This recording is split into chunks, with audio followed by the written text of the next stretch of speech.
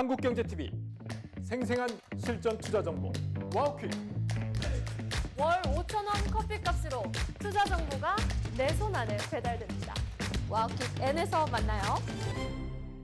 네, 시장이 계속해서 최고점을 쓰고 있는데요. 지금 현재 코스피 지수가 4,887.7입니다. 4,880까지도 뭐 볼 수 있겠다 싶은데 일단 삼성전자가 양전을 했습니다. 그리고 말씀드린 대로 현대차의 주가 상승세는 더 높아지고 있고요. 12%대 상승세여서 시가총액 94조 원. 그래봐야 시가총액에서 차지하는 현대차의 비중이 2.16%밖에 안 됩니다. 우리나라 시총 3위가 전체 시총에서 2%대밖에 안 된다는 거는 우리 시장의 구조적인 문제이긴 한데 그래도 이제 현대차 같은 회사들이 힘을 내서 위에 SK하이닉스와 삼성전자하고 비등비등한 수준까지 올라가 주면 좋겠죠. 장래 희망이라고 보시면 되겠고요. 자, 시장 전반적인 이슈를 조금 더 자세하게 살펴보겠습니다. 미래에셋자산운용의 최창규 ETF 리서치 본부장과 얘기 좀 나누겠습니다. 어서 오십시오. 예, 안녕하세요. 네. 일단 우리 시장 굉장히 좋은데 네. 대외 변수부터 체크하고 저희가 시장 얘기 좀 하겠습니다. 주말 사이에 이제 미국에서 유럽과 관련된 추가 관세 얘기를 했습니다. 그린란드 병합에 반대하는 국가들, 거기에 파병한 국가들 25% 관세 매길 거야 이런 얘기가 나왔거든요. 네. 이 이슈의 영향력을 어느 정도로 판단하십니까? 오늘 아침에 출근을 해서 시장을 보니까 네. 대부분의 사람들이 행복해했지만 S&P 500 ETF, 나스닥 100 ETF에 투자하고 계시는 투자분들께서는 굉장히 슬퍼하시고 계셨습니다. 네네. 그 이유가 뭐냐면 여태까지 그린란드 사태는 일종의 외교적인 문제다라고 생각을 했었는데요. 트럼프가 관세 부과하겠다라고 선언을 했고 유럽에서도 그래 나도 한번 강경 대응하겠다 이렇게 강대강 구조로 바뀌었기 때문에 지금 오늘 밤 미국장은 휴장이지만 네. 24시간 거래되는 미국 야간 선물은 약세를 보이고 있습니다. 특히 S&P 500 같은 경우에는 마이너스 0.7%, 특히 나스닥 100 같은 경우가 지금 장중에 마이너스 거의 1.1% 정도 하락세를 보이고 있고 네. 또 여기에 연동해서 ETF 가격이 호가를 대게 돼 있습니다. 즉 장은 안 열렸지만 지금 거래되고 있는 나스닥 선물에 연동해서 나스닥 ETF의 가격이 형성되다 보니까 시장에서는 굉장히 슬퍼하고 있다 이렇게 분석할 수 있고요. 그리고 유럽을 잠깐 봤습니다. 네. 닥스 선물이라든지 유로스탁스 50 선물도 지금 마이너스 1.2% 그리고 각각 1.2% 정도 유럽도 하락을 하고 있기 때문에 결국은 강대강 구조로 감으로 인해서 시장 참여자들은 다시 한번 불확실성 이런 것들을 좀 뼈저리게 느끼고 있다 이렇게 좀 분석을 하고 있습니다. 이게 이제 당사국들이기 때문에 미국하고 유럽은 시장이 이렇게 좀 주춤거릴 가능성이 좀 높아 보인다라고 해석할 수도 있겠지만 이게 이제 미국하고 유럽이 차지하는 글로벌 경제에서 비중을 생각하면 결코 이제 당사국들만의 문제는 아니다라고 보는데 네. 우리하고는 상관없어라고 생각하는지 오늘 지수가 지금 현재 거의 40포인트 이상 오르고 있는 상황이지 않습니까? 네. 좀 4,880선 위까지 올라와 버렸는데 좀 부담스럽지는 않으신가요? 어떻게 보세요? 일단은 그린란드 사태를 조금만 더 설명을 네네. 드려야 될 것 같아요. 결국은 유럽에서 EU에서 우리도 930억 유로의 대미 보복 관세를 부과하겠다 이렇게 네. 선언하면서 강대강 구조로 맞붙어 버린 거거든요. 근데 숫자만 봐도 좀 큰데 더 중요한 건 뭐냐면 반강압 조치라고 해서 구조적인 산업, 그러니까 미국 내 기업들이 네. EU에서 입찰한다든지 뭐 경쟁 입찰을 한다든지 이런 것도 제한하겠다라는 얘기거든요. 그래 버리면 가장 큰 타격을 입는 게 항공, 뭐 보잉과 같은 네. 그리고 자동차, 뭐 GM, 포드, 테슬라 이런 업체들 그리고 산업재, 캐터필라 이런 업체들은 EU에서 장사를 할 수가 없고 이래 버리면 문제가 굉장히 커질 수 있다 이렇게 좀 생각을 하고 있습니다. 결국은 무역에서 발생한 전쟁이 산업 구조 전체로 확산되는 그런 모습이기 때문에 결국은 매크로 관점에서 본다면 달러는 좀 더 강세로 갈 수 있겠다. 왜냐하면 이런 지정학적 리스크가 무역 전쟁, 산업 전쟁으로 벌어졌으니까 네. 이렇게 볼 수 있고 미국 국채 금리도 변동성이 좀 커질 수 있겠다. 그리고 원자재, 특히 천연가스 같은 경우에도 지금 급등세를 보이고 있거든요. 원자재도 변동성을 좀 확대할 수 있겠다 이렇게 좀 생각을 하고 있어서 과거에 한국 시장 관점에서 본다면 과거에 트럼프의 관세 이슈가 나왔을 때 이런 관세 이슈에서 좀 자유로웠던 섹터들이 좀 움직였다라는 경험을 생각해 본다면 그런 투자 아이디어도 생각할 수 있지 않을까 저는 그렇게 정리를 하고 있습니다. 관세에 조금 자유로운 섹터를 보고 혹시 우리가 반사이익을 얻지는 않을까요? 앞서 이제 뭐 자동차라든지 뭐 이런 데에 대한 미국과의 분쟁이 이루어지면 네. 그 틈을 우리가 들어갈 수 있다. 그러니까 뭐 테슬라 같은 경우에도 조금 미국하고 관계 안 좋아지면 유럽에서 판매가 좀 저조하면 네. 중국이 거기를 차지할까요? 어떻게 보세요? 아마 중국이 차지하기는 어려울 겁니다. 음. 결국은 미국의 입장에서는 중국을 견제하고자 하는, 그리고 네. 또 결국은 그린란드 사태의 가장 근본적인 원인은 북방 항로지 않습니까? 러시아와 미국의 북방 항로 그리고 네. 관련된 안보 리스크가 연동되어 있기 때문에 중국이 차지하기는 어려울 것 같고 저도 현대자동차의 주가에 대해서 굉장히 왜 이렇게 많이 움직일까라고 생각을 하고 있는데요. 방금 제가 말씀드렸던 것처럼 유럽에서 강경하게 산업 구조적으로 미국을 견제한다면 분명히 현대자동차가 거기서 얻을 수 있는 반사 수익도 어느 정도 주가에 반영되어 있다. 이렇게 해석을 하고 있습니다. 알겠습니다. 그러면 그린란드 이슈를 여기서 마무리를 지어도 되겠죠? 네. 다시 우리 시장으로 오겠습니다. 앞서 네. 제가 드렸던 질문인데 4,880선 위까지 올라온 지수가 속도가 너무 급해서 맞아요. 조금 부담스럽지 않은가 싶기도 한데 어떻게 보십니까? 제가 보는 시장의 프레임은 두 가지입니다. 네. 첫 번째는 추세인데요. 결국은 상승 추세가 이익 모멘텀, 즉 어닝 서프라이즈를 근간으로 해서 계속적으로 어닝 가이던스를 근간으로 해서 계속적으로 올라오고 있기 때문에 추세는 좀 살아있는 것 같다. 그리고 추세가 멈출 것 같지는 않다. 이 생각을 좀 하고 있고요. 두 번째 프레임이 바로 속도입니다. 네. 참고로 저도 2001년에 증권사를 입사해서 25년째 금융시장에서 몸담고 있지만 이렇게 가파른 상승은, 이렇게 빠른 상승은 본 적이 없습니다. 그래서 ETF를 운영하고 있는 운영력들과 계속적인 반복적인 대화를 나누고 있는데요. 네. 결국은 시장이 만약에 조정을 받는다. 그것은 속도 때문인 거지 어닝이 꺾였다라든지 펀더멘탈이 꺾여서 조정을 받지는 않을 거다라는 부분에 대해서는 동의를 하고 있습니다. 그래서 결국은 지금 상황에서 5천 또는 5천 이상을 바라보는 가장 근본은 뭐냐면 뭐 방금도 하이닉스의 내년도 영업이익, 올해 영업이익 네. 전망치 상승해서 알 수 있었던 것처럼 실적이 가격을 끌어당기고 끌어올리고 있느냐, 그리고 코리아 리레이팅의 내러티브가 아직도 살아있느냐, 그리고 제일 중요한 거 개인 중심의 수급이 어느 정도 살아있느냐, 이런 것들을 좀 꼼꼼하게 뜯어볼 필요가 있다라고 생각을 하고 있습니다. 결국엔 지금 시장의 가장 큰 악재는 너무 빠르게 오른 거. 맞습니다. 이거 저는 말고는 사실 장기적으로는 오를 것 같은데 네. 단기적으로는 이 상승에 대한 부담 때문에 약간의 뭐 주춤거리거나 조정이 올 수도 있다 이런 말씀이신데 그 조정이 결코 장기 상승을 훼손하거나 이럴 것 같지는 않다라는 말씀이면 네. 지수의 상단을 올해 어느 정도까지 보고 계십니까? 저는 뭐 5천에 대한 전망치 굉장히 얘기가 많이 나왔고 이미 눈앞에 와 있기 때문에 더 이상 5천은 의미가 없다라고 생각을 하고 있고요. 5천보다 위에를 좀 봐야 되지 않을까. 네. 그렇게 구간별로 좀 생각을 하고 있는데요. 뭐니 해도 5천, 지금 4,900 정도 왔지만 5천까지 온다면 우리가 소위 말하는 라운드 넘버, 마디 지수대지 않습니까? 네. 거기서 한 번에 좀 쉬어감은 나타나지 않을까. 너무나 가파르게 올라왔기 때문에 5천을 넘어서는 순간 한 번 정도는 쉬어가지 않을까라는 생각을 하고 있고요. 그리고 그 쉬어가는 구간이 마무리된다면 5천에서 5,500선에서는 저는 유지력, 즉 우리가 실적을 바탕으로 펀더멘탈을 바탕으로 이 지수대를 정당화할 수 있어라는 그런 얘기가 5천에서 5,500선 사이에서는 끊임없이 나올 거라고 생각을 하고 있습니다. 방금 우리가 현대차도 얘기를 했지만 결국은 5천에서 5,500 사이에서는 현대차의 아틀라스가 정말 제조 공장, 네. 공장에서 쓰이는지 그런 것들도 체크를 해야 되거든요. 그래서 5천에서 5,500 사이에서는 끊임없는 테스트 구간이 될 것 같다라고 생각을 하고 있고요. 저는 5,500 정도가 우리나라 지수의 연말 뭐 전망치 정도가 되지 않겠나. 거기에 따른 근거는 뭐니 해도 뭐 주주환원 정책이라든지 네. 지배구조라든지 또 외국인들 자금이 아마 MSCI 선진국 지수 워치리스트에 들어온다면 외국인 자금도 좀 더 원활하게 들어오지 않을까라는 생각을 하고 있기 때문에 저는 5천선에서 한번 쉼, 그리고 5천에서 5,500 사이에서는 실적을 기반으로 한 테스트 구간, 그리고 5,500 정도는 코리아 리레이팅에 따른 정당한 밸류에이션에 따른 지수대, 요 정도로 시나리오를 세우고 있습니다.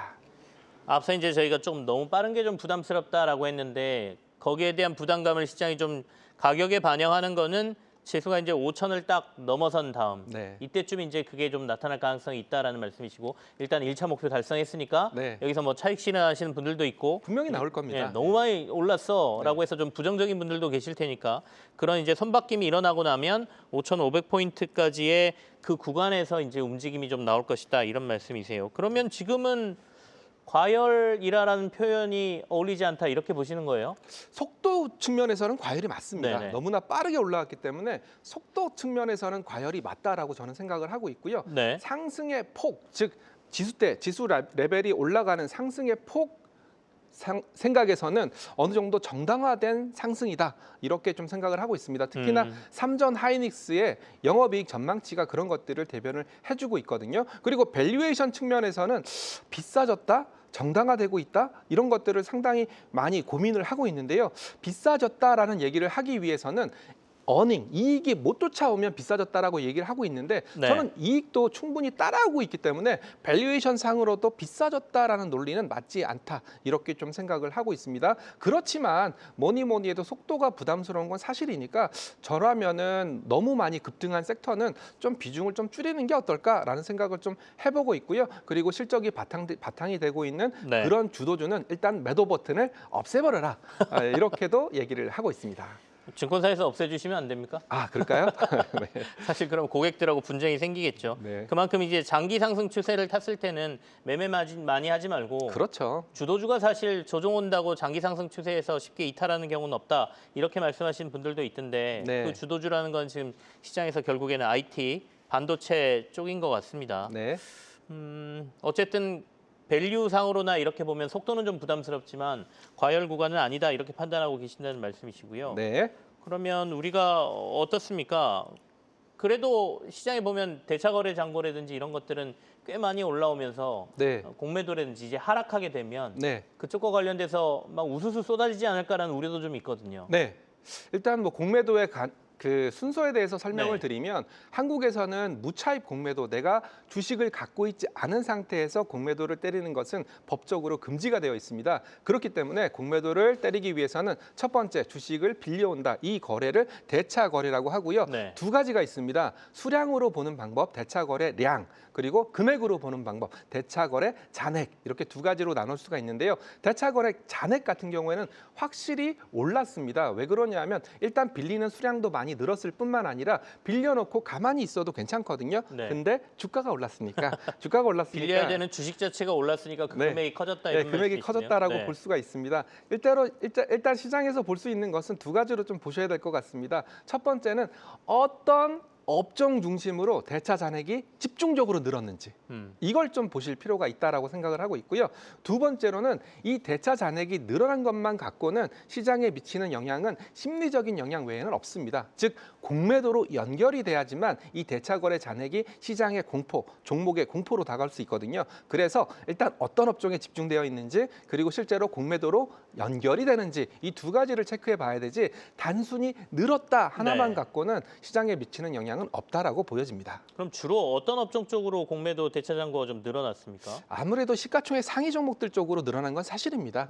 예, 아무래도 주가가 좀 많이 올랐고 가파르게 올라가다 보니까 네. 특정 업종에 지금 상황은 특정 업종에 집중됐다기보다는 마켓 전체로 좀 약간 골고루 분포가 되어 있기 때문에 저는 그걸 바라보면서 어떤 특정 업종의 문제 아니면 네. 업종에 뭐 시클리컬한 뭐 리스크가 발생했다라고 보지는 않습니다. 알겠습니다. 시장의 지수가 좀 많이 오르면 대차 잔고는 늘 수밖에 없는 구조이고요.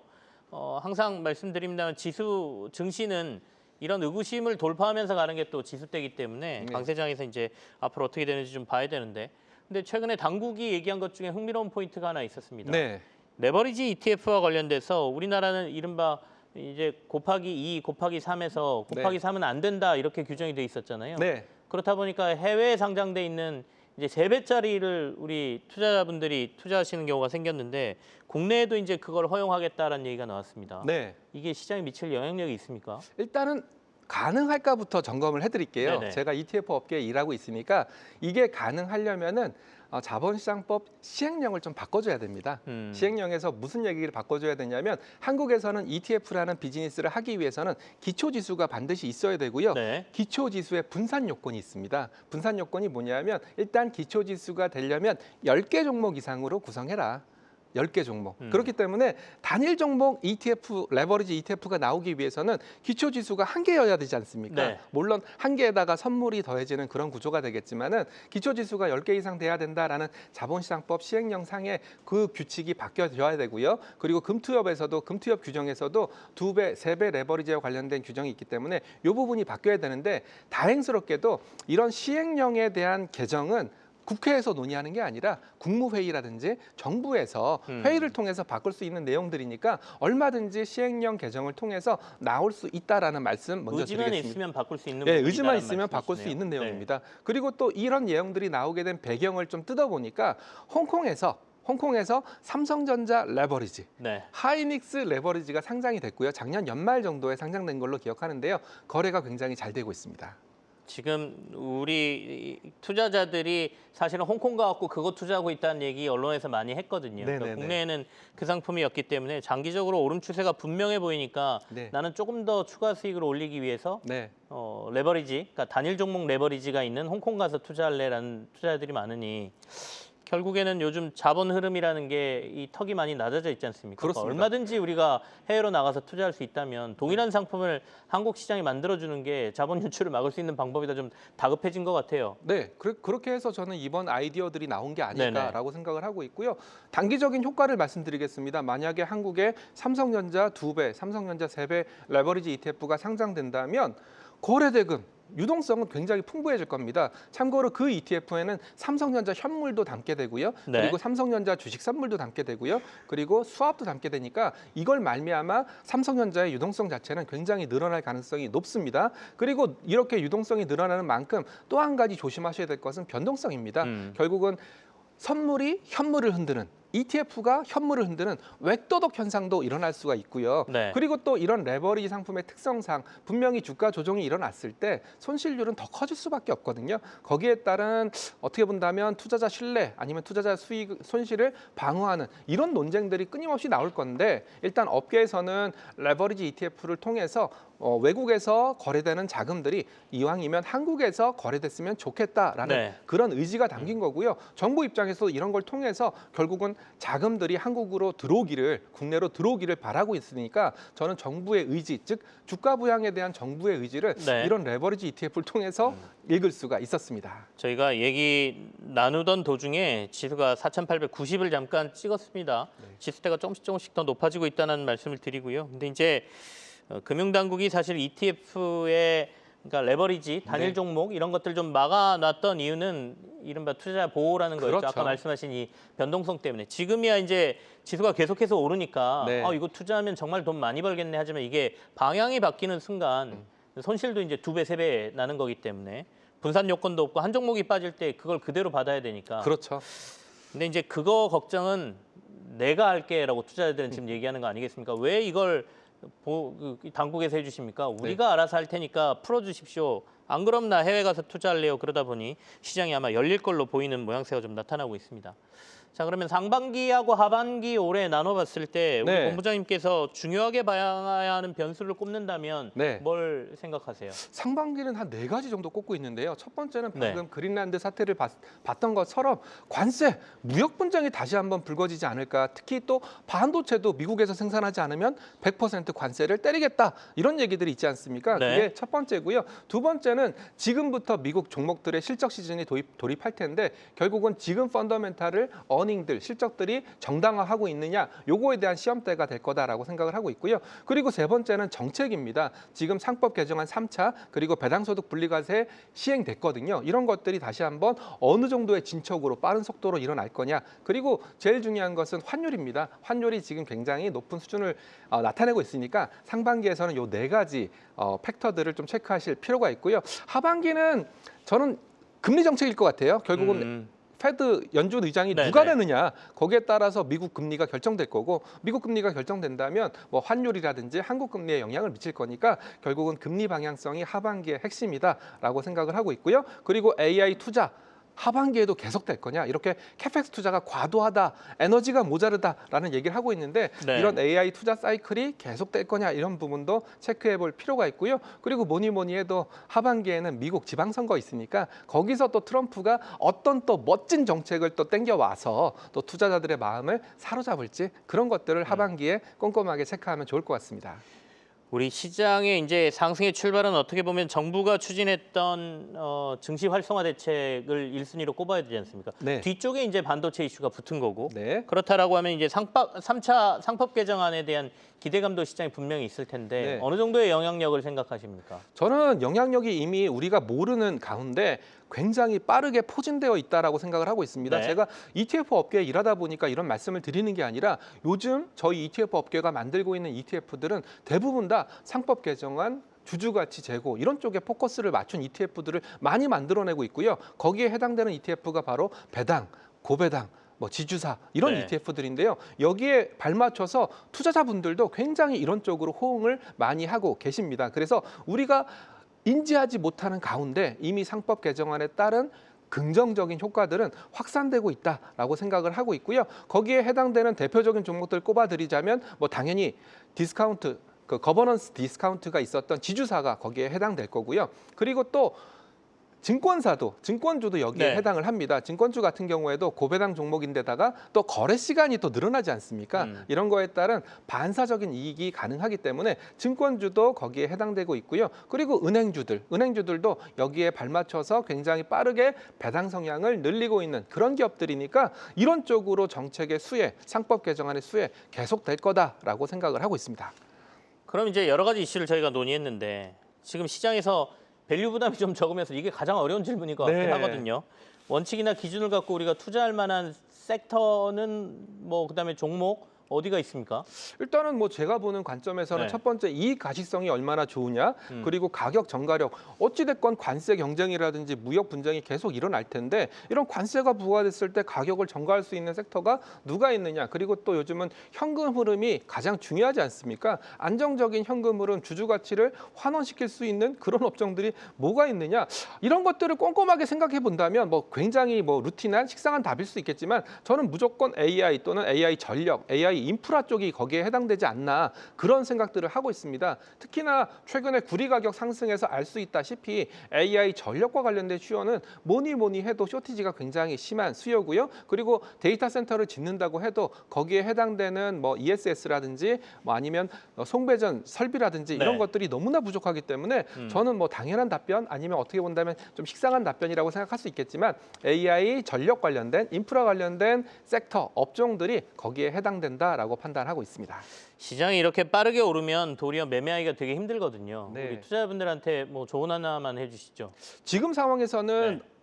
두 가지로 나뉩니다. 언제 들어갈까? 아, 저 못 들어갔는데 들어갈까요? 들어갈까요? 그리고 두 번째는 언제 팔까요? 이 두 가지 심리가 굉장히 팽팽하게 맞서 있는 상황입니다. 지금은 너무나 장이 좋기 때문에 들어가고자 하시는 분들의 마음은 저도 이해하지만 나눠서 들어가라. 이렇게 철저하게 분할 관점으로 들어가라라고 말씀을 드리고 있고요. 왜냐하면 속도가 너무나 빠르니까 반대로 얘기한다면 빠지더라도 굉장히 큰 폭의 빠짐이 나타날 수 있는 그런 시장이거든요. 그래서 들어가시고 싶은 마음 저도 100% 이해하지만 분할해서 들어가라라고 말씀을 드리고 있고요. 팔고 싶은 분들은 일단 네. 팔지 말아라. 네, 시장이 조정이 매도 버튼을 없애라고 말씀하셨는데. 시장이 조정을 보이고 나서 팔더라도 네. 결국은 내가 뭐 80%, 70% 먹을 거 한 65%만 먹는다라고 생각을 하시고 일단 조정이 나타날 때까지는 팔지 말아라. 이렇게 두 가지를 굉장히 당부를 많이 드리고 있습니다. 알겠습니다. 조정이 일어나고 난 다음에 팔아도 네. 늦지 않다 이런 말씀이세요. 수익을 끝까지 올리려면 좀 기다려보자라는 조언까지 해주셨네요. 미래에셋자산운용 최창규 ETF 리서치 본부장과 함께 얘기 나눴습니다. 고맙습니다. 예, 감사합니다. 네, 시장이 지수대를 계속 올리고 있으니까요. 아까 1% 넘게도 코스피가 상승을 하던데 4,890까지 지수가 좀 올라왔었거든요. 오후장까지 이 강세를 좀 높이고 있는지 좀 보겠습니다. 그리고 다음 시간 예고를 좀 해드리겠습니다. 이정환 한양대학교 경제금융학부 교수가 나오시는데요. 이제 중간 선거를 앞둔 트럼프 행정부의 여러 가지 전략들이 좀 나오고 있습니다. 다양한 이슈들을 만들어내고 있는데 지금 나오는 이슈들을 어떻게 해석해야 되는지 뭐 국제 이슈부터 내부 이슈 뭐 웬만한 거 다 건드리면서 얘기를 하고 있는데 이런 것들 정리하는 시간이 다음 프로그램에 있을 것 같습니다. 이종환 교수와 함께 다양한 이슈들 한번 점검해 보시길 바라겠습니다. 오늘도 성공 투자하시고요. 수익 많이 높이시길 바랍니다. 저는 내일 찾아옵니다. 고맙습니다.